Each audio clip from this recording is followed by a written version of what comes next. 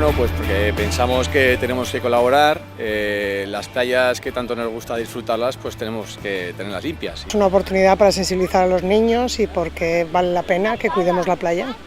Pues de momento mucho plástico y colillas de cigarro. Colillas y popotes y plásticos. Sí, por supuesto. Sobre todo es concienciación en la sociedad de que esto es importante, porque al final a todos nos gusta tener todo limpio y sin estas asociaciones pues esto pues no, creo que sería inviable.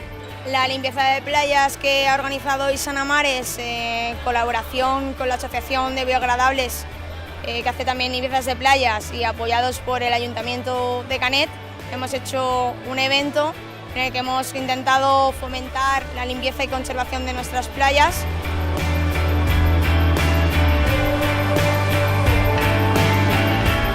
Hemos intentado acercar nuestro trabajo a la gente de a pie, que es la gente que más cuesta concienciar, explicando un protocolo de varamiento en delfines e intentando hacer un poco, acercar nuestro trabajo a la gente e intentar aprender y divertirnos todos juntos, que se trata, al fin y al cabo se trata de eso, de divertirnos y aprender.